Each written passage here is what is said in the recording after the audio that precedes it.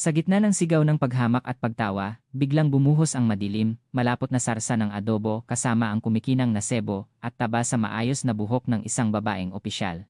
Ang dating ingay ng pagbati at panunulsol na pumuno sa marangyang officer's mess ay biglang naputol. Lahat ng mata ay nakatuon sa gitna ng hall, kung saan naganap ang hindi kapani-paniwalang pangyayari. Naroon, nakatayo ng tuwid, si Coronel Maria Marisa Reyes. Ang kanyang dating maayos na buhok at plantadong uniforme ay nababalutan na ngayon ng makapal na sabaw, piraso ng taba, at durog na paminta. Sa kanyang paanan, isang pulang itim na pool ng adobo ang unti-unting lumalawak, isang simbolo ng kanyang kahihiyan. Ang salarin ng kalapastanganang ito, si Brigadier General Arturo Art Zamora, ay pabagsak na inilapag ang kanyang walang laman na plato sa mesa, bitbit ang isang mapang-asar na ngiti. Naramdaman niya ang matinding pag-aalinlangan sa mukha ni Coronel Reyes, at nagtagumpay siya. Coronel Reyes, alam mo ba kung saan ka lumulugar?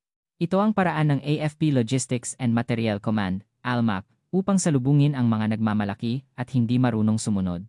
Sa kanyang mga salita, ang mga tauhan niya sa paligid ay nagtawanan ng malakas, na parabang matagal na nilang hinihintay ang sandaling iyon.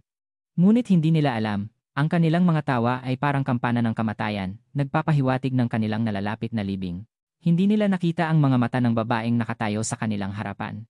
Si Coronel Reyes ay hindi man lang gumalaw. Ang kanyang mga mata ay hindi mata ng isang biktima. Walang lungkot, galit, o kahihiyan doon. Ang kanyang tingin ay dahan-dahan at nakakatakot na lumamig. Ito ay parang lamig ng Arctic na kayang paslangin ang lahat. Hindi alam ni Bijen Zamora kung anong impyernong plano ang nabubuo sa isip ng babae sa sandaling iyon. Sa isip ni Coronel Reyes, ang paghihiganti sa pang-iinsultong ito ay kinakalkula ng tumpak na parang isang computer. Sa halip na putulin ang leeg ng lalaki sa oras na iyon, pinili niya ang paghihiganti na mas malupit, mas masakit.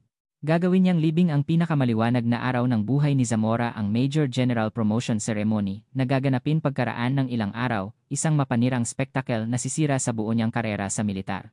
Hindi niya pa alam na ang babaeng binuhusan niya ng adobo ay hindi lamang isang koronel na walang sense of humor. Siya ang tanging General Marshal ng Sandatahang Lakas ng Pilipinas, AFP, isang buhay na alamat sa militar na nag-uulat lamang sa Pangulo ng Republika. Nagsimula na ang paghihiganti. Ilang linggo bago, ang lihim na tanggapan. Bumalik ang oras ilang linggo bago. Sa pinakamalalim na bahagi ng General Headquarters, GHQ, ng Department of National Defense, DND. Ang isang office na umiiral lamang para sa iisang tao, isang tanggapan na wala sa anumang opisyal na mapa. Ang nagmamay-ari nito ay si General Marshal Maria Reyes, ang una at nag-iisang generalisimo mula nang itatag ang Sandatahang Lakas ng Pilipinas. Nakaupo siya sa kanyang mesa, sinusuri ang mga dokumento para sa General Promotion Board na naka-schedule sa susunod na buwan. Sa halip na tambak ng komplikadong files, isang folder lamang ang nakalatag sa kanyang mesa na may pangalan ng isang tao, Brigadier General Arturo Zamora, inaasahang Major General. Sa papel, si Bijen Zamora ay isang perpektong sundalo. Nagtapos sa prestihiyosong Philippine Military Academy, PMA, may mahusay na karanasan sa Field Command, at may malaking tiwala sa loob ng Military Procurement Circle. Walang sinuman ang nag-aalinlangan sa kanyang promosyon. Ngunit hindi nakaligtaan ng mga mata ni General Reyes ang maliliit na lamat na nakatago sa likod ng kanyang kahanga-hangang record. Ang kanyang daliri ay tumuro sa seksyon na naglalaman ng proseso ng pagkuha ni Zamora ng kanyang mga ari-arian. Isang lalaking naglingkod bilang sundalo habang buhay, nagmamay-ari ng isang malaking private resort sa Palawan, at isang mamahaling mansyon sa Forbes Park. Imposible ito sa sweldo lamang, lalo na't walang namana o ibang negosyo. Binaliktad niya ang pahina. Mga record ito ng supply ng materyales at disposal logs ng mga unit na nasa ilalim ng command ni Zamora. Sa papel, perpekto ang lahat. Ngunit ang kanyang likas na instinct ay nakaamoy ng matinding katiwalian sa likod ng perpektong record na ito. Ang mga record na napakalinis ay kadalasang kahina-hinala, para itong sinadyang itago ng isang profesional na accountant. ALMAC, ang sentro ng pera at materyales ng militar. Malamang na ito ang pinakamasahol na pugad ng katiwalian, bulong niya sa sarili. Si General Reyes ay isang field soldier na naglingkod sa larangan ng digmaan habang buhay, ngunit ang naglagay sa kanya sa posisyon ng generalissimo ay hindi lamang ang kanyang kakayahan sa labanan. Sa kanyang paningin, si Zamora ay hindi isang general na nakauniforme, kundi isang dambuhalang linta na sumisipsip sa dugo ng hukbo. Maaari niya itong formal na ibigay sa Inspector General's Office. Ngunit hindi niya ginawa. Malamang, ang mga nagpoprotekta kay Zamora ay malalim na nakaugat sa militar, lampas sa kanyang imahinasyon.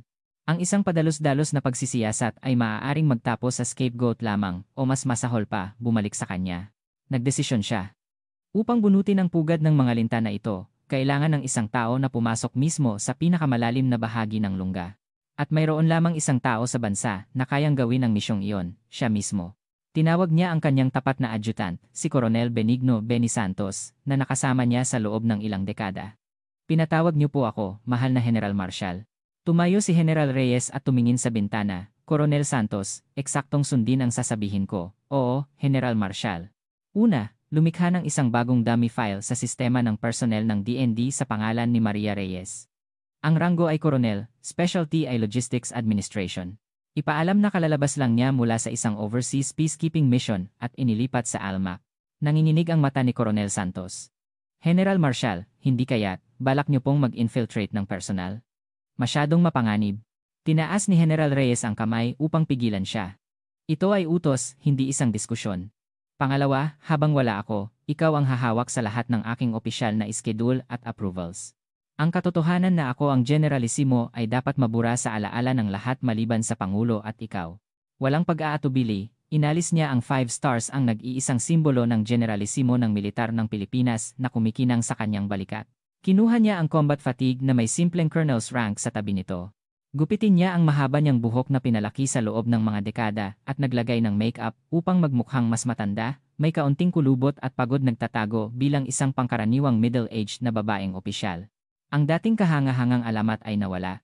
Sa lugar niya, naroon na lamang ang isang pangkaraniwang koronel na si Maria Reyes na nababalutan ng pagkadismaya sa katiwalian ng militar. Habang wala ako, itigil ang lahat ng formal na pagsisiyasat kay Bijen Zamora. Kailangan nilang maniwala na wala akong pakialam sa kanila. Mag-iingat po kayo, General Marshal, yumuko si Coronel Santos ng may kalungkutan. Naglakad si Coronel Reyes sa harap ng salamin, suot ang colonel's fatigue, isang estranghero ang nakita niya. Ngumiti siya ng malamig sa kanyang refleksyon. Hayaan mong magsimula ang pangangaso. Ang pinakamakapangyarihang figure sa kasaysayan ng militar ng Pilipinas ay kusang binura ang lahat ng kanyang pagkakakilanlan at nagtungo sa pinakamababang antas. Sa kaharian ng mga linta, ang kanilang maninila, ang tigre, ay tahimik na pumasok, nakasuot ng balat ng tupa. Ang simula ng madugong paglilinis ay nagsimula ng tahimik. Ang pagsuko sa kaharian ng katiwalian. Pagkaraan ng ilang araw, si Coronel Reyes, na nagtatago ng kanyang pagkakakilanlan, ay nagsimulang magtrabaho sa ALMAC. Ang lugar na pinasukan niya ay ang dambuhalang sentro ng pamamahala, kung saan ang lahat ng budget at materyales ang dugo ng hukbo ay natipon at ipinamamahagi. Ngunit sa kanyang paningin, ang ALMAC ay hindi isang masiglang puso, kundi isang malaking tumor na puno ng bulok na dugo. Sila ay yumuko sa isa't isa ayon sa hindi nakikitang hierarchy, at sa tuktok ng hierarchy na iyon ay si Bijen Arturo Zamora, ang hari ng kaharian. Naglakad si Coronel Reyes patungo sa tanggapan ni Zamora para sa kanyang reporting sa commander. Nang buksan niya ang pinto, sinalubong siya ng mga dekalidad na leather sofa, marble table, at mamahaling golf clubs na nakasabit sa dingding. Mas mukha itong opisina ng isang tiwaling CEO kaysa tanggapan ng isang military commander. Si Zamora ay nakaupo sa kanyang mesa, nakapatong ang paa, at tiningnan siya mula ulo hanggang paa. Sa tabi niya, nakatayo ang kanyang mga tapat na kamay, si Coronel Rico Diaz at Lerete Nungkol. Miguel Torres, nang umingiti ng mapang-uyam. Ikaw ang bagong Coronel Reyes, hindi ba? Ang boses ni Zamora ay puno ng kayabangan, na parabang minamaliit siya mula sa simula pa lamang. Mukhang may edad ka na, pero Coronel pa rin. Mukhang totoo. Ang karanasan mo sa overseas deployment ay pamporma lang? Ginawa ko lamang po ang aking makakaya sa bawat misyon na ibinigay sa akin, General, sagot ni Coronel Reyes. Lubos siyang umakto bilang isang walang kakayahan at mahiyain na middle-aged na babaeng opisyal. Sinadya niyang ibaba ang kanyang balikat at iwasan ang kanyang tingin habang sumasagot. Nasiyahan si Zamora sa kanyang mahina na saloobin, sanay na siya sa paghawak sa ganitong uri ng tao. Pabagsakin, tapakan, at gawing perpektong cog ng kanyang makina. Mabuti. Tamang-tama ang dating mo.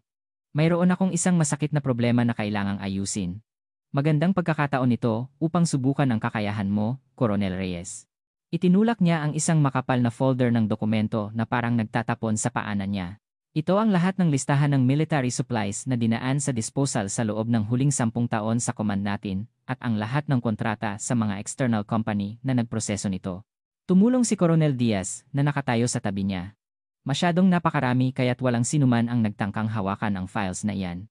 Nakakalat lang sila, puro alikabok. Muling nagsalita si Zamora. May matalinong kislap ng ahas sa kanyang mga mata. Simple lang ang gusto ko.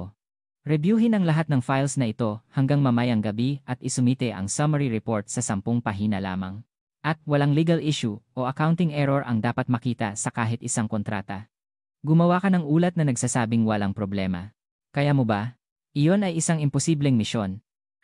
Imposibleng reviewin ang libu-libong pahina ng dokumento sa isang araw lamang, ngunit ang mas masama ay ang utos na gumawa ng ulat na nagsasabing walang mali. Iyon ay isang tahimik na pagbabanta, suriin ang files na ito na marahil ay naglalaman ng kanilang katiwalian at kung may makita ka man, takpan mo ito. Kung makakita siya ng problema, iyon ay isang deklarasyon ng digmaan sa kaharian na ito. Kung hindi siya makakita, tatatakan siya bilang isang walang kakayahang opisyal, isang perpektong bitag. Gagawin ko po ang aking makakaya, General, sagot ni Coronel Reyes sa isang boses na walang tiwala, yumuko, at kinuha ang napakabigat na folder. Nang umalis siya sa tanggapan, sumambulat ang panunuya at tawanan sa loob. Siguradong iiyak ng husto ang matandang iyan mamayang gabi. Baka bukas ng umaga, luluhod yan at magmamakaawa na ilipat siya sa ibang department. Inilagay si Coronel Reyes sa isang maliit na storage room sa basement, walang bintana. Nagsimula siya sa gawain na ibinigay ni Zamora, nakalubog sa tambak ng maalikabok na dokumento. Ngunit ang kanilang hula ay lubos na mali, si Coronel Reyes ay hindi isang pangkaraniwang koronel. Siya ay isang living computer na nagdisenyo at nangangasiwa sa bawat sistema ng militar ng Pilipinas. Ang kanyang mga mata ay nag-scan sa libu-libong pahina ng dokumento. Ang kanyang utak ay agad na sinuri at nakita ang mga loophole sa komplikadong accounting ledgers at contracts. Ang pangit na katotohanan ng kaharian ni Zamora ay nagsimulang lumitaw sa kanyang mga mata. Mga kontrata sa disposal sa mga ghost companies na hindi naman umiiral. Mga procurement ng supplies na mas mataas ang presyo ng 10 beses kaysa sa aktwal. Mga bakas ng sinadyang disposal ng mga gumaganang kagamitan at ang pagnanakaw nito. Ang katiwalian ay mas malalim at mas organisado kaysa sa inakala niya. Sa dulo ng bawat katiwalian, naroon ang pirma ni Zamora at ng kanyang mga tauhan. Maaari niyang ilagay ang lahat ng ito sa ulat, ngunit hindi pa ito ang oras. Nagsimula siyang sumulat ng isang ulat na perpektong walang problema, tulad ng gusto ni Zamora. Ngunit, nagtago siya ng isang napakaliit na code dito, na siya, at ang kanyang adjutant lamang ang makakaintindi. Isang code na kapag pinagsama-sama ang unang letra ng bawat talata, ang mensahe ay mabubuo. Pugad, NG Linta, handa na ang paglilinis lintas den, the purge is ready. Ang pangangaso ay nagsimula. Kinabukasan ng umaga, bumalik si Coronel Reyes sa opisina ni Zamora, mukhang pagod dahil sa all-nighter. Inilapag niya ang report eksaktong 10 pahina sa mesa ni Zamora. Tiningnan ni Zamora ang ulat ng may pag-aalinlangan, ito ay perpekto. Ang malalaking datos ay naorganisa ng maayos at ang lahat ng kontrata ay inilarawan na walang legal fault. Nagtaka siya sa kakayahan ng babae na perpektong nakalusot sa kanyang bitag, ngunit agad siyang nakumbinsi na sumuko na ito sa kanyang kapangyarihan. Magaling, Coronel Reyes. May pakinabang ka rin pala, sabi niya nang may ngiti ng kasiyahan. Kung magpapatuloy ka lang ng ganito, matatagalan ka rito. Inakala niya na siya ay naging perpektong kogna niya. Ngunit hindi niya alam. Ang isang kopya ng ulat na isinumite ni Coronel Reyes ay lihim na ipinadala sa shadow unit server ng DND sa oras na iyon. At si Coronel Santos, na na-decode ang nakatagong code sa ulat, ay nagsimulang magplano ng isang malaking operasyon upang pabagsakin ang kaharian ni Zamora. Ang unang pagsubok ay tapos na. Nagtagumpay si Coronel Reyes sa pagkuha ng tiwala ng kaaway sa puso ng kanilang operasyon. Oras na para magsimula ang tunay na pangangaso. Nang perpektong nagawa ni Coronel Reyes ang imposibleng gawain, hindi na siya maaaring baliwalain pa ni Zamora at ng kanyang mga tauhan. Ngunit hindi ito pagkilala o respeto. Nagsimula silang magduda sa hindi kilalang batong ito na pumasok sa kanilang kaharian. Nagsimula silang baliwalain at ihiwalay si Coronel Reyes ng tuso. Wala siya sa opisyal na meeting, at ang mahahalagang dokumento ay naaprubahan ng hindi dumadaan sa kanya. Ang mga kasamahang opisyal ay umiiwas sa kanyang tingin na parang nakakita ng multo sa hallway o nagpapanggap na hindi siya nakikita. Sa tanghalian, wala siyang puwesto sa mess hall at siya lang ang hindi iniimbitahan sa dinner gatherings. Naging ganap siyang isla sa loob ng malaking organisasyon ng ALMAC. Ngunit ito ang gusto ni Coronel Reyes. Ginugol niya ang oras na ihiwalay siya sa opisyal na trabaho sa kanyang lihim na pagsisiyasat. Malaya siyang gumalaw sa labas ng radar ng lahat, nagpapanggap bilang isang walang kakayahang koronel na binabaliwala. Ang una niyang target ay ang military supply warehouse. Nang hating gabi, nagpalit siya ng lumang jumpsuit at nag-infiltrate sa malaking warehouse na mukhang walang tao. Ang mga shelf na dapat ay puno ng pinakabagong combat boots at body armor ay walang laman. Ang lugar nito ay sinakop ng luma at inaamag na kagamitan na dapat ay na-dispose na. Ang mga ninakaw na bagong kagamitan ay malamang na naibenta sa mataas na presyo sa black market. Kinuhanan niya ng larawan ang lahat ng ebidensya gamit ang isang miniature camera. Ang sumunod niyang target ay ang katiwalian sa personnel placement. Ang ALMAC ay isa sa mga pinakamahalagang posisyon sa militar na nangangailangan ng matinding kompetisyon upang makapasok. Ngunit napakaraming tauhan ni Zamora ang naitalaga rito ng napakadali sa kabila ng kanilang mababang record at kakayahan. Nagsimula siyang mag-imbestiga sa kanilang background. Sinunog niya ang mga piraso ng shredded documents mula sa trash cans at recovered ang malabong access logs sa computer network. At sa huli, natagpuan niya ang ebidensya na si Zamora ay regular na nakikipagkita sa isang opisyal ng personnel ng palihim at may malaking halaga ng pera ang nagpapalitan sa pagitan nila. Isang malaking koneksyon ng bribery at payoff kapalit ng promosyon at posisyon. Nasa tuktok ng lahat si Zamora. May sapat ng ebidensya si Coronel Reyes, ngunit kailangan niya ng isa pang bagay. Kailangan niyang ipagtapat mismo ni Zamora na siya ang utak ng lahat ng krimen. Nagdesisyon siyang magsagawa ng isang mapanganib na pagsusugal. Kailangan niyang direktang galawin ang bigote ng tigre at hayaan itong magpakita ng ngipin. Inayos niya ang ilang non-sensitive information na lihim niyang nakolekta tulad ng inventory ng supplies at ledgers na hindi tugma ang mga numero o ang mataas na halaga ng bidding ng isang kumpanya at isinulat ito sa isang formal na report. Ang pamagat, A Review of Transparency in Logistics Administration. Naglakad siya patungo sa opisina ni Zamora upang humingi ng approval. Nang makita ni Zamora ang report, nalito siya sa simula, ngunit habang binabasa niya ang bawat pahina, nawala ang kanyang ngiti at pinalitan ng malamig na galit. Ang mga isyu na tinukoy ni Coronel Reyes ay konektado lahat sa kanyang mga kalokohan. Coronel Reyes, tawag ni Zamora sa kanya sa isang boses na kasing lamig ng yelo pagkatapos basahin ang ulat. Ano ang intensyon mo sa pagsulat ng ulat na ito? Lubos na umakto si Coronel Reyes bilang isang inosenteng tauhan na walang alam. Gusto ko lang po sanang makatulong kahit paano sa pagpapabuti ng administrative efficiency ng command. May mali po ba sa mga nakita ko? Mali? Tumayo si Zamora. Pinunit niya ang ulat at inihagis sa mukha niya. Ito ang mali, ikaw na walang kwentang babae. Sino ka para magreklamo tungkol sa administration ng command namin? Ang trabaho mo lang ay tahimik na sundin ang utos ko at ilagay ang stamp mo. Huwag kang maging matuwid at magbigay ng problema. Ang kanyang galit ay ang pinakatumpak na ebidensya na siya ang salarin. Kung inosente siya, sasabihin niya, maganda ang observation. Iimbestigahan natin ito. Ngunit nagpapakita siya ng galit na galit dahil sa takot na mabunyag ang kanyang mga krimen. Umakto si Coronel Reyes na natatakot at umatras. Patawad po, General. Hindi ko po inisip, hindi na po mauulit. Hinawakan ni Zamora ang baba niya ng marahas, ang kanyang mga mata ay nagniningning sa galit. Walang hindi na mauulit. Coronel Reyes, huling babala ko na ito, masyado kang mausisa. Ang hindi mo alam, mas makakabuti sa'yo. Huwag mong isiksik ang maamoy mong pagiging mausisa saan man. Kung muli mo akong galitin, hindi na ito matatapos sa paglilipat lang ng department. Ako mismo ang tatapos sa karera mo. Tandaan mo yan. Binalibag niya siya. Naupo si Coronel Reyes sa sahig, nakatingin sa kanya ng may takot, isang perpektong pag-arte. Nang lumabas siya sa tanggapan, unti-unting nawala ang takot sa mukha niya.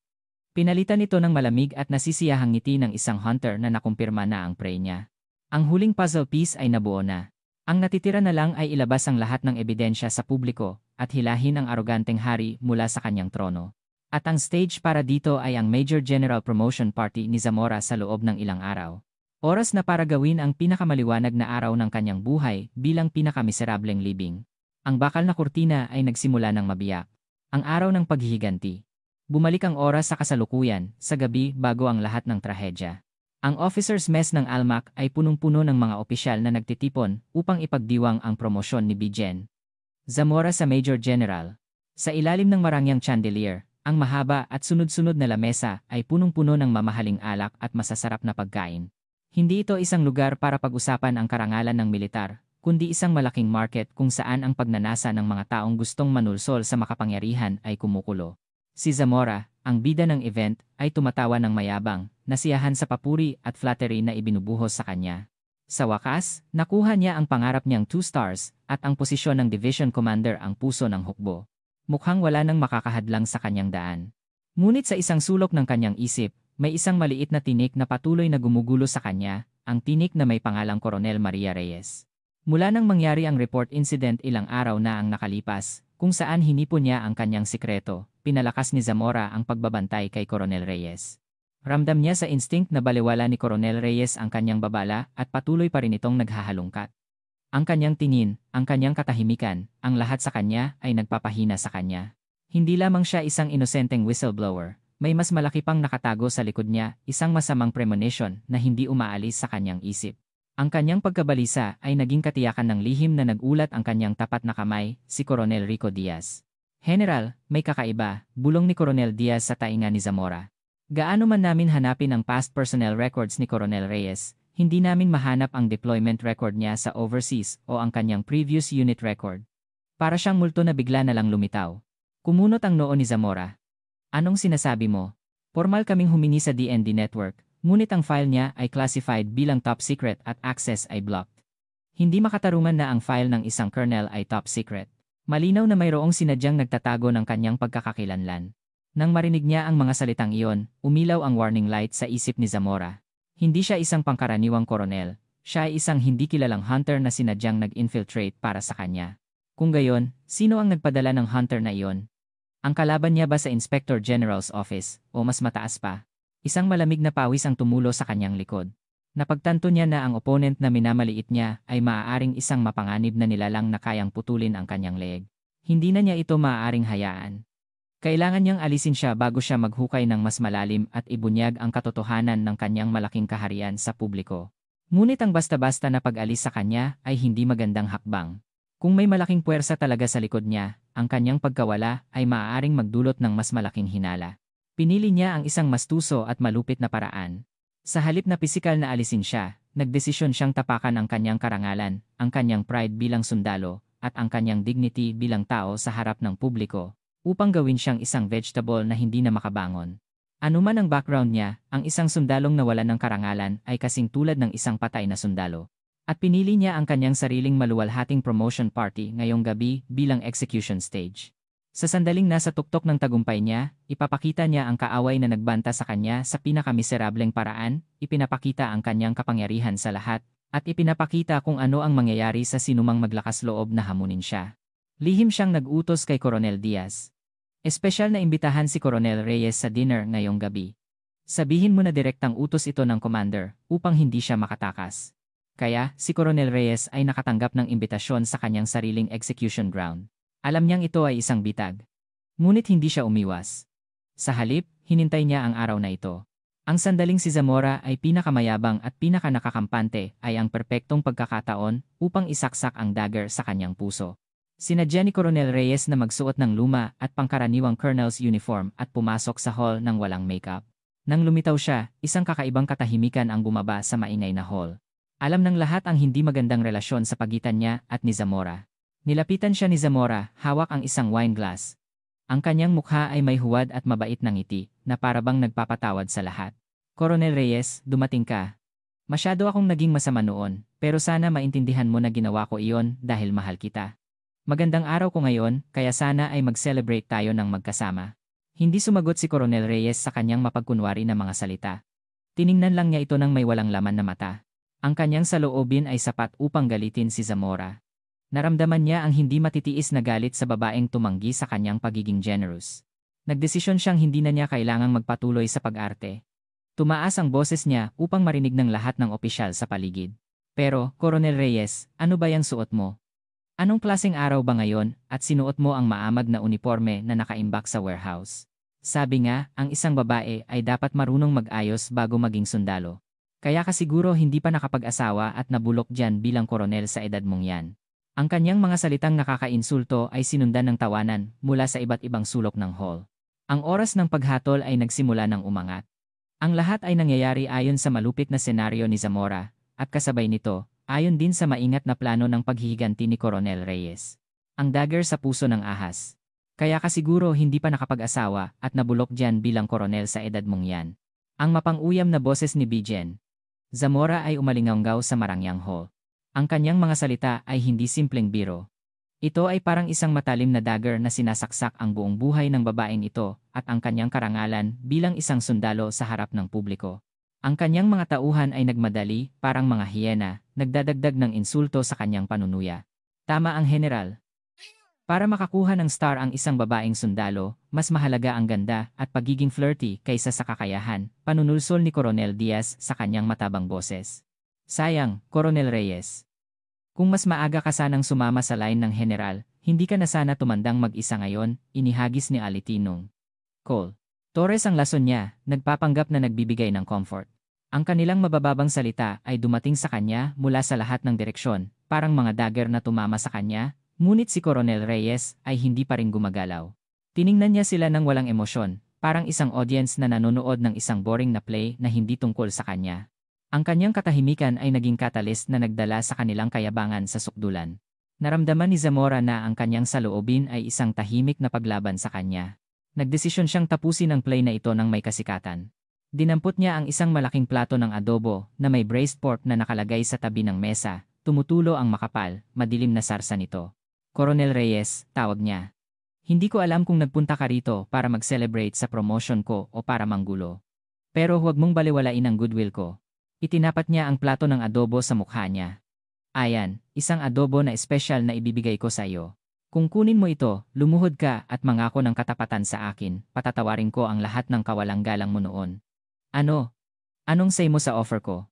Ito ay isang alok ng pagsuko, isang malupit na kahilingan na lumuhod sa paanan niya at mangako ng katapatan sa harap ng lahat. Nagpalitan ng tingin si Coronel Reyes sa adobo sa kamay niya at sa mukha niya. At nagsalita siya sa isang napakatahimik, ngunit napakalinaw na boses na naririnig ng lahat sa hall. General Zamora. Tiningnan niya ito ng diretsyo sa mata, ang unang pagkakataon. Hindi ako kumakain ng pagkain na galing sa baboy. Sandali, ang hangin sa hall ay nagyelo. Baboy. Inihalin tulad niya ang hari ng kaharian na ito sa isang baboy sa harap ng lahat. Iyon ay isang deklarasyon ng paghihimagsik na hindi mapapatawad. Nawala ang huwad ng ngiti sa mukha ni Zamora. Ang kanyang mukha ay namula sa galit, at ang kanyang mga mata ay nagniningning sa kasamaan. Ikaw na baliw na babae. Ang kanyang fuse ay tuluyan ng naputol. Hindi na siya nagsalita. Nagdesisyon siyang ipapakita niya ito sa aksyon. Ibinuhos niya ang plato ng adobo sa ulo ni Coronel Reyes. Ag! Kasabay ng sigaw, bumuhos ang madilim na adobo at sebo sa kanyang ulo. Ang malapot na sarsa at mantika ay bumasa sa kanyang buhok at dumaloy sa kanyang mukha. Ang malalaking piraso ng taba ay bumagsak sa kanyang maayos na uniforme, nag-iwan ng maitim na stain. Ang dating karangalan na opisyal ng AFP ay naging isang kalunos-lunos na figura na nababalutan ng basura ng pagkain. Hahaha. Ang baliw na tawa ni Zamora ay umalingaw-ngaw sa hall. Ang kanyang mga tauhan ay tumawa ng malakas sa kasiyahang tagpo. Sigurado sila na sila ang nagtagumpay. Tapos na ang babaeng ito. Nawala ang karangalan niya bilang sundalo at ang pride niya bilang babae. Ngunit hindi nila alam. Sa gitna ng kanilang tawanan, may isang bagay na tahimik at matatag na gumigising sa loob ni Coronel Reyes. Hindi siya yumuko. Hindi niya pinunasan ang mukha niya. Tinitigan niya lang si Zamora, ang mukha niya ay nababalutan ng adobo, na parabang titingnan niya ito hanggang sa loob. Ang kanyang mga mata ay hindi na malamig. Kumukulo sa loob nito ang galit na parang lava ng volkano na kayang sunugin ang lahat. Hindi iyon galit sa personal na insulto. Iyon ay banal na galit ng isang General Marshal dahil ang karangalan ng uniforme na pinaglingkuran niya habang buhay ay dinumihan ng mga uod na ito. Ang huling plano ng paghihiganti ay nabuo sa isip niya. Hindi sapat ang basta-basta na pagbubunyag ng kanyang katiwalian sa araw ng promosyon ni Zamora. Sumumpa siyang ibabalik ang kahihiyan na naranasan niya ng daan-daan, libu-libong beses. Pababagsakin niya ito sa pinakamalupit at pinakamasakit na paraan sa sandaling nasa tuktok siya ng kanyang buhay, sa sandaling siya ang pinakamaliwanag. Naramdaman ni Zamora ang nakakakilabot na aura mula sa kanyang mga mata, ngunit binaliwala niya ito. Inisip niya na iyon ay ang huling whimper ng isang talunang hayop. Ang ganda ng kalagayan mo, Coronel Reyes. Alam mo na ba ang sitwasyon mo ngayon? Hindi siya tumigil sa panunuya. Umalis ka. Huwag mong sirain ang party ko, ang lugar mo ay sa trash can, hindi rito. Tinalikuran niya at naglakad patungo sa kanyang upuan. Sa sandaling iyon, nagsalita si Coronel Reyes. Ang kanyang boses ay may sarsa ng adobo, ngunit ang kapangyarihan nito ay sapat na upang dominahin ang buong hall. Arturo Zamora. Tinawag niya ang kanyang pangalan sa unang pagkakataon, hindi ang kanyang ranggo. Hinukay mo mismo ang sarili mong libingan. Ang boses ni Coronel Reyes ay tumagos sa maingay na hall na parang bulong ng isang multo. Napatigil si Zamora na akmang tatalikod. Nagduda siya sa kanyang pandinig.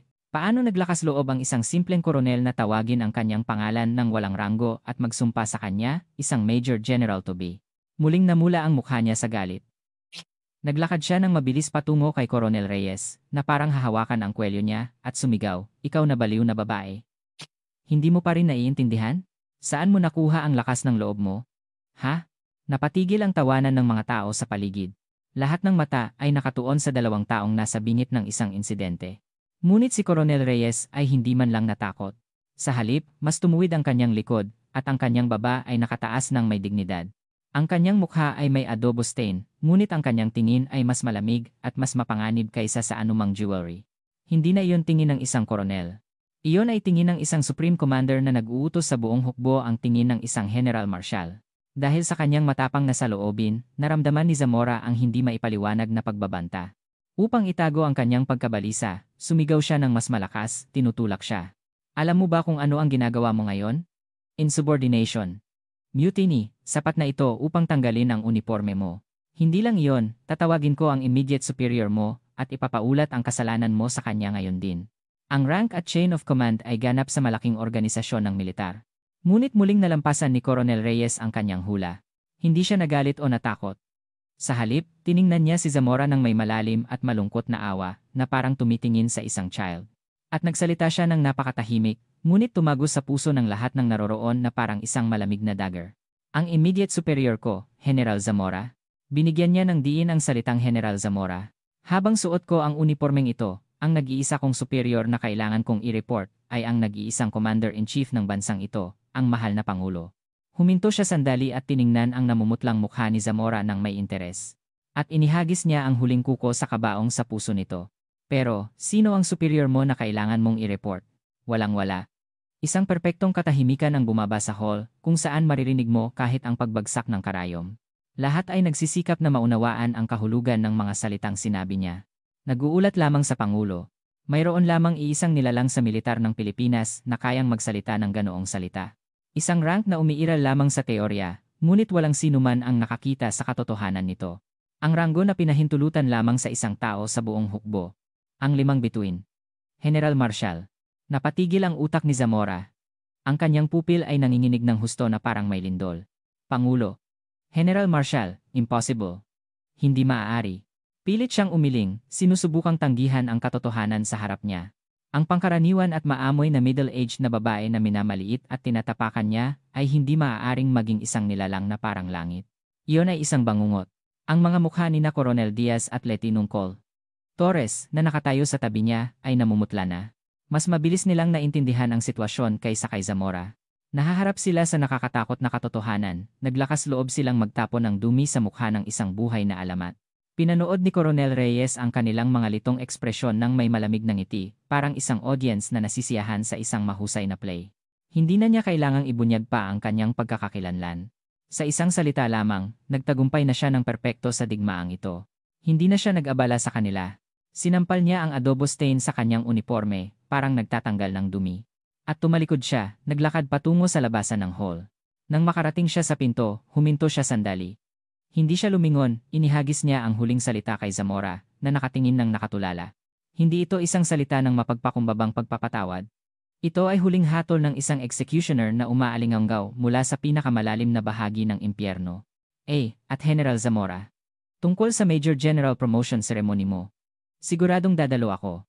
Inaasahan ko iyon, dahil iyon ang magiging pinakamaliwanag na araw ng buhay mo. Pagkatapos ng mga salitang iyon, umalis siya sa hall ng walang pag-aalinlangan. Matapos siyang mawala, wala pa ring naglakas loob na gumalaw o magsalita sa hall. Nakatayo lang sila roon, parang mga scarecrow na naiwan matapos dumaan ang isang malaking bagyo ng hihina. Ang simula ng counterattack ay nagsimula ng tahimik, ngunit napakalaki. Ang bangungot ng hari. Ang hall ay nanatiling tahimik matapos umalis si Coronel Reyes, na parang huminto ang oras. Sa gitna ng liwanag ng marangyang chandelier, ang mamahaling amoy ng pagkain, at ang init na nagmumula sa 12-dosenang opisyal, ang hangin sa espasyo ay nagyelo ng kasing lamig ng Siberia. Sa gitna nito ay si Bijen Zamora, na hanggang kanina ay ang hari ng kaharian na ito. Nakatingin siya ng nakatulala sa pinto kung saan nawala si Coronel Reyes, parang isang baliw. "Pero, sino ang superior mo na kailangan mong i-report?" Ang huling tanong niya ay hindi umaalis sa kanyang tainga, parang bulong ng isang demonyo. Namuhay siya habang buhay sa pag-uulat, panunulsol, at pagiging parasite sa mga mas mataas na opisyal. Iyon ang nag-iisang batas ng mundo na alam niya. Ngunit kung ang isang nilalang na nasa tuktok ng batas na iyon isang nilalang na hindi kailangang magulat sa sinuman ay talagang umiiral, nag-umpisa ng umikot ang mga nakalilitong pag-iisip sa kanyang isip. Hindi. Hindi maaari. Ang generalissimo ay isang simbolikong ranggo lamang, hindi ito umiiral sa katotohanan. Sinubukan niyang tanggihan ang katotohanan ng husto. Oo. Ang babaeng iyon ay baliw lang. Nagbigay siya ng kalokohan dahil nasa bingit na siya. Masyado lang akong nag-overreact. Sinubukan niyang kalmahin ang sarili. Tiningnan niya ang paligid. Dose-dose ng mata ang nakatingin sa kanya, wala ng flattery o respeto sa mga mata na iyon. Sa halip, may kalituhan, pagdududa, at isang napakahina na paghamak. Siya ay ganap na naguluhan ng isang hindi kilalang babae sa harap ng lahat ng kanyang tauhan. Ang nagpalaki sa kanyang pagkabalisa ay ang reaksyon ni Coronel Diaz, na nakatayo sa tabi niya. Si Coronel Diaz ay namumutla at nagpapawis ng husto. Siya ang pinakatapat na tauhan ni Zamora, ngunit kasabay nito, siya rin ang pinakakalkulado na opportunist. Mas mabilis niyang napagtanto kaysa kay Zamora na ang sitwasyon na ito ay hindi simpleng happenstance. General, nagsalita si Coronel Diaz sa nanginginig na boses. Paano kung ang babaeng iyon, si Coronel Reyes, ay manahimik? Sumigaw si Zamora ng may nerbiyos. Pati ba ikaw, naniniwala sa kalokohan ng baliw na iyan? Nag-utos ako na mag-imbestiga sa background niya. Siya ay isang simpleng koronel lang. Pero, hindi ba sinabi ko na sa inyo, Coronel? Ang personal record niya ay classified bilang top secret, nakialam naman si El Atente. Colerol Torres. Ang kanyang mukha ay puno rin ng takot. Kung siya talaga ang nilalang na iniisip natin, gumawa na tayo ng hindi na mababawi na pagkakamali. Ang kanilang mga salitang puno ng pagkabalisa ay unti-unting kumakain sa huling natitirang reason ni Zamora. Umiling siya ng parang baliw at bumulong, hindi. Hindi maaari. Hindi ako maloloko. Hindi kailanman nagkamali ang instinct ko. Kinuha niya ang kanyang cellphone ng parang baliw upang kumpirmahin ang isang bagay. Tinawagan niya ang isang opisyal sa personnel command na nasa line niya. Ako ito. I-check mo ulit ang identity ni Coronel Reyes ngayon din. Ano? Hindi mo maa-access dahil top secret. Ano ka ba? Alam mo ba kung sino ako? Utos ko to. I-check mo ngayon din. Sumigaw siya, halos nagmamakaawa. Pagkaraan ng ilang sandali, ang sagot na narinig niya mula sa kabilang linya ay sinira ang huli niyang pag-asa. General, pasensya na. Hindi ko po ito ma-access sa clearance level ko. Pero, ang tanging alam ko lang po ay ang IP address na huling nag-access sa file niya ay mula sa Malacanang Presidential Secretariat. Malacanang. Nang marinig niya ang salitang iyon, nadulas ang cellphone sa kamay ni Zamora at bumagsak sa sahig. Tapos na ang lahat. Ang kanyang sinabi ay totoo. Ngayon, napagtanto niya kung gaano siya kahangal. Ang lahat ng ipinakita niya ang mahina na pag-arte sa simula, ang kakayahan niyang perpektong gawin ang imposibleng gawain, at ang kanyang katapangan na tuksuhin ang kanyang katiwalian upang makuha ang reaksyon niya. Ang lahat ng iyon ay isang trap na maingat na kinalkula upang subukan siya at dahan-dahang higpitan ang kanyang leg. Siya ay walang iba kundi isang hangal na lobo na sumasayaw sa harap ng lungga ng isang malaking tigre, iniisip na siya ang hari. Siguradong dadalo ako sa Major General Promotion Ceremony mo. Ang huling salita niya ay umikot sa kanyang tainga, parang hatol ng kamatayan. Bakit hindi niya ito pinatay agad sa oras na iyon? Bakit niya sinabi na maghihintay siya hanggang sa araw ng kanyang promosyon? Nang naintindihan niya ang sagot, si Zamora ay napuno ng matinding pag-asa na mas gugustuhin pa niyang mamatay. Wala siyang balak bigyan siya ng merciful death. Sa sandaling naniniwala siya na nasa tuktok na siya ng kanyang buhay, sa sandaling siya ang pinakamaliwanag, binabalak niyang pampublikong isagawa ang pagpapatay sa kanya sa pinakamalupit at pinakakahihiyan na paraan, sa harap ng lahat. Ang kanyang sinabi na gagawin niya ang kanyang promosyon bilang kanyang libing ay hindi biro. Isang sigaw na parang hayop ang wakas na lumabas sa bibig ni Zamora. Sinabunutan niya ang kanyang sarili at naupo. Wala na ang dignidad ng isang hari. Sa lugar niya, mayroon na lamang isang kawawang nilalang na nanginginig sa takot na alam na ang kanyang kapalaran. Ang kanyang mga tauhan na nanonood sa kanyang miserable na pagbagsak ay nagsimulang umalis sa kanyang tabi na parang tide. Hindi na sila nasa side ni Zamora. Sila ay walang iba kundi mga walang pusong survivors na nag-iisip kung paano makakaligtas sa malaking bagyo na ito. Hindi gumamit si Coronel Reyes ng isang baril o isang tauhan. Sa pamamagitan lamang ng kanyang presensya at ilang salita, ganap niyang sinira ang kaharian ng mga linta mula sa loob. Ang tunay na kapangyarihan ay ganoon, tahimik, ngunit nakakatakot na napakalaki. Ang araw ng paghatol. Ilang linggo ang lumipas. Ang Major General Promotion Ceremony ni Bijen, Zamora ay ginaganap sa auditorium ng DND. Mula nang mangyari ang kahihiyan noong gabing iyon, namuhay si Zamora na parang zombie. Bangungot ang kanyang gabi-gabi at hindi siya makatulog ng walang alak. Sinubukan niyang burahin si Coronel Reyes sa sistema ng militar, ngunit nawala na siya na parang uso. Wala siya kahit saan, ngunit kasabay nito, siya ay naging isang takot na sumakal sa kanyang leeg na parang nasa lahat ng dako. Sa kabila nito, nagpatuloy ang kanyang promosyon ayon sa schedule. Ang kapangyarihan sa likod niya ay malaki pa rin. Inisip niya na ang seremonya na ito ay ang huli niyang pagkakataon upang ipakita na hindi pa siya patay at ang kanyang kaharian ay matatag pa rin. Pilit niyang itinago ang kanyang pagkabalisa at tumayo sa stage nang may huwad ng ngiti. Ang auditorium ay puno ng mga senior general mula sa Joint Chiefs of Staff at ang mga kasamahan na nagtipon upang batiin siya. Ang military band ay tumugtog ng isang maringal na musika at ang adjutant ng event ay inihayag ang simula ng seremonya sa isang solemne na boses. Ngayon, sisimulan na natin ang Major General Promotion Ceremony ng mapagmataas na Philippine Army Bigen, Arturo Zamora. Isang malakas na palakpakan ang pumuno sa auditorium. Ang Chief of Staff mismo ang lumapit sa kanya upang ikabit ang bagong rank na Major General sa kanyang balikat. Ang pinakamaliwanag na sandali ng buhay ni Zamora. Ang tuktok ng karangalan na pinangarap niya habang buhay. Sa sandaling iyon, bang! Ang mabigat na pintuan ng auditorium ay biglang bumukas ng may malaking ingay na parang binomba. Napatigil ang maringal na musika ng military band at nawala ang malakas na palakpakan na parang kasinungalingan.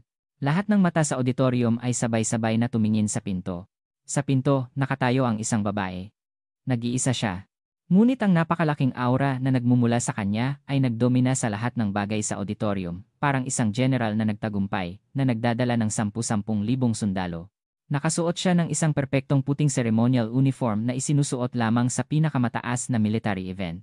Ang isang ceremonial saber na may gintong dekorasyon ay nakatali sa kanyang baywang ng may dignidad at ang 12-dosenang mga medalya na natanggap niya sa kanyang habambuhay na paglilingkod sa bansa ay kumikinang na parang mga jewel sa kanyang dibdib. Ngunit ang nagpahinto sa paghinga ng mga tao ay ang kanyang balikat. Sa kanyang magkabilang balikat, ang 5 bituin ay kumikinang ng may kabanalan na parang diamond, kasing liwanag ng North Star sa gabi. General Marshall. Ang nag-iisang simbolo ng buhay na alamat na pinahintulutan lamang sa isang tao mula nang itatag ang sandatahang lakas ng Pilipinas. Si Maria Reyes ito. Hindi na siya ang kalunos-lunos at pagod na koronel. Siya ay dumating sa kanyang execution ground sa kanyang tunay na anyo, ang Empress na naghahari sa pinakamataas na lugar ng militar ng bansang ito. Siya yan? Ang bulong ng paghanga ay nagmula sa matatandang general na nakakilala sa kanya. Ang mga batang opisyal ay nakatingin lang sa kanya ng walang kibo, hindi maunawaan ang suryal na tagpo sa harap nila. Ang pinakamalaking shock ay nasa kay Zamora na nasa stage. Nagduda siya sa kanyang mga mata. Ang babaeng minamaliit at tinatapakan niya ay nakatayo sa harap niya sa anyo ng isang General Marshal na umiiral lamang sa mito. Ang kanyang utak ay naging napakainit na parang nasusunog, at ang kanyang mga binti ay nanghina, muntik na siyang bumagsak, ngunit nagawa niyang manatiling nakatayo. Hindi pinansin ni General Reyes ang kanilang pagtataka at naglakad sa auditorium ng tahimik at may dignidad. Ang tunog ng kanyang combat boots ay tumunog sa marble floor, na parang tiktak ng orasan ng execution, sumakal sa puso ni Zamora. Huminto siya sa harap mismo ng stage. Hindi siya nagsalita. Tinitigan lang niya si Zamora na nagyelo sa stage sa takot nang may malamig na tingin. Ang Chief of Staff at ang lahat ng general ay nagmamadaling tumayo at yumukod sa kanya. Ngunit itinaas ni General Reyes ang kamay niya at tahimik silang pinigilan. Umupo kayo. Ang kanyang boses ay tahimik, ngunit may kapangyarihan na hindi maaaring suwayin. Araw ng maluwalhating promosyon ito ni General Zamora, hindi ko maaaring kunin ang spotlight sa kanya. Tumingin siya sa Chief of Staff. General, magpatuloy ka sa seremonya. Ang Chief of Staff ay naguluhan. Nagpatuloy sa promosyon ng isang Brigadier General habang ang isang Generalissimo ay nanonood. Ngunit alam niya sa tingin ni General Reyes na hindi ito simpleng pagbisita. Ito ay ang prelude sa isang malaking bagyo. Kinuha niya ang Major General rank na inihanda niya upang ikabit sa balikat ni Zamora, ang kanyang kamay ay nanginginig. Si Zamora ay nakaharap sa Chief of Staff, nanginginig ang kanyang katawan, parang isang condemned man na nasa gallows. Wala na ang liwanag ng karangalan sa kanyang mga mata. Ang tanging natitira ay ang matinding takot sa kanyang kapalaran. Si General Reyes ay nakatayo sa ibaba, nakakrus ang braso, pinapanood ang tagpo ng may interes. Magpakasaya ka, Zamora. Sulitin mo ang sandaling ito, pagkatapos, hihilahin kita mula sa posisyon mo patungo sa pinakamalalim na hukay ng impyerno sa pinakamiserableng paraan. Promosyon ba? O pagpapatay? Ang pinakamalupit at pinakamatagumpay na stage ng paghatol sa kasaysayan ng militar ng Pilipinas ay nagsisimula na. Ang 4 na tanong na walang sagot. Ikinabit ng Chief of Staff ang bagong rank sa balikat ni Zamora nang may nanginginig na kamay. Ngayon, siya ay isang Major General, hindi isang Brigadier General. Sa teorya, ito ang pinakamahusay na sandali sa kanyang karera, ngunit ang atmosphere sa auditorium ay kasing lamig ng isang libing, hindi isang celebration. Lahat ng mata ay nakatuon sa isang tao na nakakrus ang braso sa ibaba ng stage, General Marshal Maria Reyes. Nang matapos ang pining ceremony at akmang magpapatuloy ang adjutant sa susunod na bahagi. Sandali. Ang mahinang boses ni General Reyes ay umalingaw-ngaw sa buong auditorium. Dahan-dahan siyang umakyat sa stage. Sa bawat hakbang na umakyat siya sa hagdanan, si Zamora ay nasakal sa takot na parang papalapit na ang isang Grim Reaper. Tumayo si General Reyes sa tabi mismo ni Zamora. Kinuha niya ang microphone at nagsalita sa lahat ng general na pumuno sa auditorium sa isang malumanay, ngunit malakas na boses. Mga kasamahan, nagkaroon tayo ng isang napakahusay na commander ngayon. Ang taos-puso kong pagbati kay Major General Zamora. Lumingon siya kay Zamora at pumalakpak. Isang mahina na palakpakan ang nagmula sa auditorium. Ngunit ang kanyang boses ay naging matalim na parang blade. Bilang senior leader ng hukbo, obligasyon kong personal na kumpirmahin kung karapat-dapat ba ang bago nating commander sa bigat ng 2 stars na iyon. Lumingon siya kay Zamora. Major General Zamora. Upang batiin ka sa iyong promosyon, gagawa ako ng isang mabilis na quality check ngayon din. Isipin mo na lang ito bilang isang simpleng pagsubok mula sa isang senior, huwag kang kabahan. Ang kanyang mga salita ay simpleng pagsubok, ngunit ang kanyang tingin ay nagsasabing, mamamatay ka rito ngayon. Ang lahat sa auditorium ay huminto sa paghinga. Hindi ito pagsubok, ito ay pampublikong pagpapatay. Si Zamora ay tumango, nagpapawis ng husto. Wala siyang takasan. Ang unang tanong ni General Reyes ay nagsimula. Major General Zamora. Sa kasalukuyan, may unintentional engagement sa pagitan ng ating patrol vessel at isang enemy patrol boat malapit sa West Philippine Sea. Ang enemy patrol boat ay kalahating nasira, ngunit ang ating patrol vessel ay may malaking pinsala rin sa steering system at lumulutang. Ang mas masahol pa, mayroong mga palatandaan ng enemy submarine activity sa kalapit na lugar. Ngayon, sa sitwasyong ito, ikaw na field commander, kanino at anong department ng Joint Chiefs ang uulatin mo at sa anong pagkakasunod-sunod? At kasabay nito, anong operational order ang ibibigay mo sa anong unit sa loob ng 30 segundo? Iyon ay isang tanong na parang demonyo. Ang tanong ay nagtatanong tungkol sa esensya ng Joint Operation Capability na sumasaklaw sa naval, air force, at submarine strategy. Hindi ito isang tanong na kayang sagutin ni Zamora, isang opisyal ng Army na gumugol ng kanyang buhay sa logistics administration lamang. Ang pagtugon sa ganitong uri ng komplikadong krisis ay posible lamang sa isip ng isang chief of staff o ang generalissimo na nakakakita sa lahat. Ang bibig ni Zamora ay nakabuka at nakatikom, parang isda. Ang kanyang isip ay blanko. Ayon po sa, uulatin ko po muna sa Joint Operations Command at hihingi ng tulong mula sa Naval Fleet na malapit. Nagsimula siyang magbigay ng walang katuturan na sagot. Malamig siyang pinutol ni General Reyes. Mali. Sa sandaling iyon, ang patrol vessel mo ay napabagsak na ng enemy submarine. Unang tanong, bagsak. Inihagis niya ang pangalawang tanong. Sige. Magtatanong ako ng mas madali. Ang susunod na upgrade project para sa FA-50 Fighting Eagle ng Air Force ay isinasagawa. Ang Contractor A ay nagmungkahi ng isang plan na panatilihin ang existing engine system ngunit i-maximize ang defense capability. Ang Contractor B ay nagmungkahi ng isang bagong engine na magpapabuti ng husto sa mobility ngunit ikompromiso ang defense capability. Ang budget ay limitado. Sa iyong posisyon bilang Logistics Command Chief noon, aling kontraktor ang pipiliin mo at bakit? Huwag kang magbigay ng simpleng sagot tungkol sa cost effectiveness. Sagutin mo ng may multidimensional consideration sa future battle concept at strategic operational direction ng Army Mobile Corps. Ito rin ay parang hatol ng kamatayan kay Zamora. Ginugol niya ang kanyang buhay sa pagnanakaw ng supplies at pagpuno sa sarili niyang bulsa, at hindi niya kailanman inisip ang future strategy ng militar ng bansang ito. Pagkatapos suriin ng mabuti ang pros at cons ng dalawang kontraktor. Muli siyang nagbigay ng walang katuturan na sagot. Tama na. May paghamak na sa boses ni General Reyes. Ang tanging kalkulasyon mo lang siguro sa isip mo ay kung magkano ang bribe na makukuha mo. Pangalawang tanong, bagsak. Ang auditorium ay napuno na ngayon ng isang atmosphere ng paghamak at panunuya kay Zamora, lampas sa malamig na katahimikan. Naintindihan ng lahat. Ang lalaking inakala nilang isang mahusay na commander ay walang iba kundi isang walang kakayahan at hangal na scarecrow na hindi makakilala sa tama at mali. Si Zamora ay malapit ng umiyak. Siya ay ininsulto at binalatan sa stage sa harap ng daan-daang kasamahan. Ang kanyang karangalan at pride ay nasira sa ilang tanong lamang ni General Reyes. Ito ay murder ng kaluluwa na walang kaparis sa insidente ng adobo. Walang balak si General Reyes na magbigay ng awa sa kanya. Inihagis niya ang huling tanong. Huling tanong, Arturo Zamora. Napakadali nito, kaya sana ay tama ang sagot mo. Lumapit siya kay Zamora. At sa isang maliit na boses na siya lamang ang makaririnig, nagtanong siya, parang bulong ng impyerno. Arturo, paano mo nasabi ang lasa ng adobo na naiwan kong kinain mo noong huling beses? Ang hatol, kamatayan. Arturo, paano mo nasabi ang lasa ng adobo na naiwan kong kinain mo noong huling beses? Ang huling tanong ni General Reyes ay hindi isang tanong. Ito ay ang pinakamalupit na confirmation kill na sumira sa kaluluwa ni Zamora. Nang marinig niya ang mga salitang iyon, ang mata ni Zamora ay naglabas ng white foam. Wala na siyang maisip. Ang tanging naghahari sa kanyang isip ay ang primitive impulse na tapusin ang lahat. Waha! Sumigaw siya ng parang hayop at sumugod kay General Reyes. Gusto niyang itulak siya, ihulog siya mula sa stage, at tapusin ang nakakatakot na bangungot na ito. Ngunit ang kanyang mabagal na galaw ay hindi man lang makarating sa sinuman na sinanay sa real-life combat habang buhay. Madali siyang umilag sa kamao niya at binaluktot ang braso niya, inihulog siya sa stage. Kasabay ng tunog ng nabaling buto, bumagsak si Zamora sa stage ng miserable. Wala na ang dating Major General. Sa lugar niya, mayroon na lamang isang baliw na hayop na sumisigaw, nawawalan ng reason. Ang auditorium ay naging chaos.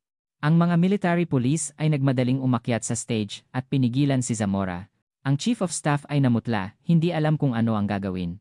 Isang hindi pa nangyari na insidente sa kasaysayan ng militar ng Pilipinas ang naganap. Ang general na promote ay nagkaroon ng attack at sumugod sa General Marshal sa promotion ceremony. Tiningnan ni General Reyes si Zamora, na nagpupumiglas sa sahig, nang may malamig na tingin, parang tumitingin sa isang insect. At kinuha niya ulit ang microphone.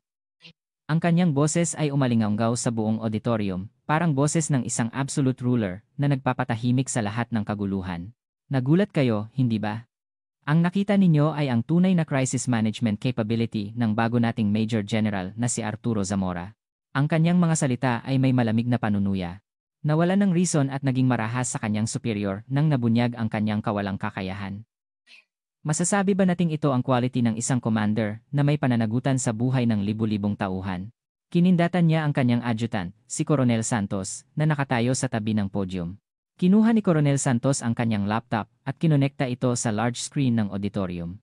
Ngayon, ibubunyag ko sa inyo ang isang napaka-espesyal na performance review report na isinumite sa akin ni Major General Zamora nitong nakaraang ilang buwan.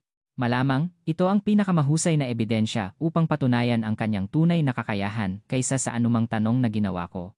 Agad-agad, namatay ang lahat ng ilaw sa auditorium at nagsimulang lumiwanag ang large screen. Ang unang lumitaw sa screen ay isang chart ng relasyon na komplikadong nagkakasalubong parang cobweb. Nasa gitna ang pangalan ni Zamora, at mula roon, 12 ng line ang kumalat, konektado sa mga pangalan ng matataas na opisyal sa DND, at iba't ibang military branch, mga CEO ng military contractors, at maging sa ilang politiko. Ito ang mapa ng malaking koneksyon ng katiwalian na binuo ni Zamora sa loob ng mga dekada.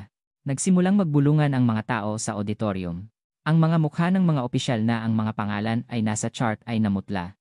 Nagpalit ang screen sa susunod na slide. Nagsimulang maglaro ang video na lihim na kinuha ni General Reyes sa warehouse ng Almac. Ang mga shelf ay walang laman sa mga bagong kagamitan, at ang lugar nito ay sinakop ng luma at inaamag na kagamitan. Malinaw na ebidensya ng embezzlement ng military supplies. Ito ang resource management capability ng bago nating Major General. Ninakaw niya ang pinakabagong kagamitan na binili sa dugo ng bansa upang punuin ang sarili niyang bulsa at ipinadala ang ating mga anak sa labanan na may luma at kinakalawang na baril at body armor. Muling nagpalit ang screen.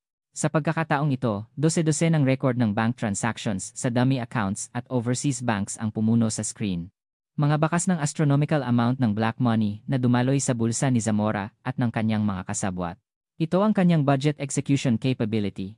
Ginamit niya ang budget ng militar na parang personal ATM machine niya. Ang huling blow na nagbigay ng kamatayan.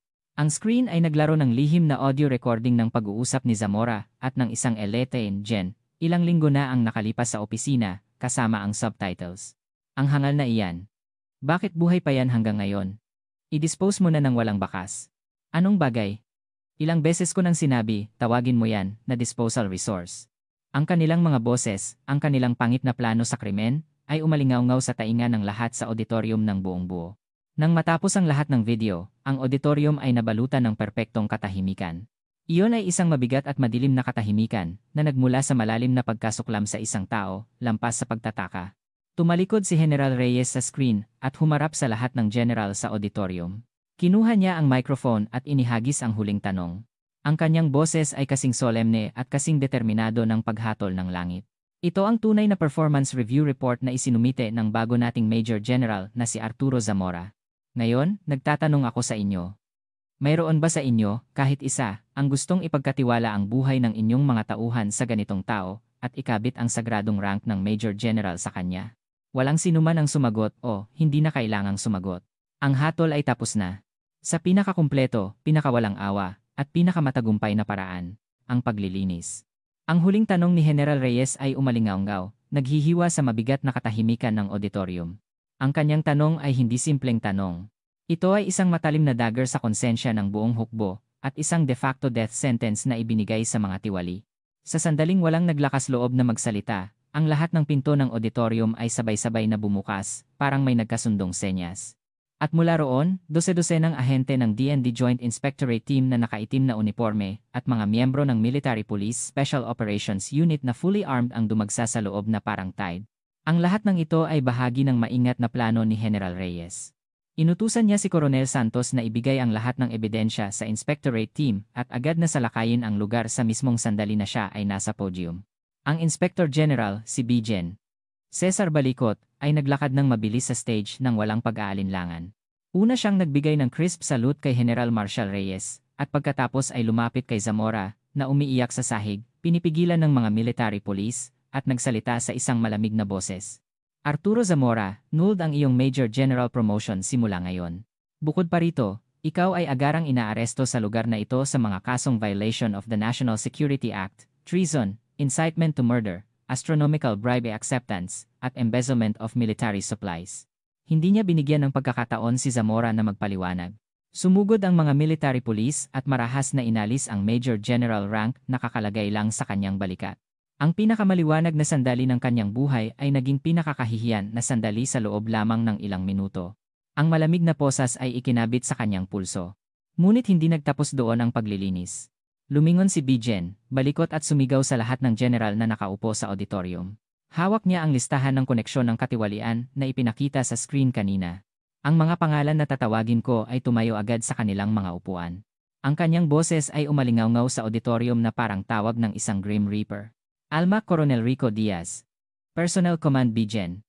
Ronald Canda, Army Logistics Chief MGen, Alfonso Del Mundo. Sa bawat pangalan na tinatawag niya, isang hiyaw ng paghihirap at pag-asa ang lumabas sa auditorium. Ang mga opisyal na tinawag ay tumayo sa kanilang mga upuan na may namumutlang mukha, parang mga prisoner na hinatulan ng kamatayan. Ang mga taong nag-abutan ng wine upang batiin ang promosyon ng isa't isa kanina ay ngayon ay naging mga kasabwat na magkasama-sama sa isang selda. Lumapit sa kanila ang mga ahente ng Inspectorate Team, inalis ang kanilang rank sa harap ng lahat at ikinabit ang posas. Ang kanilang kapangyarihan, na dating kasing taas ng langit, ay gumuho ng ganito.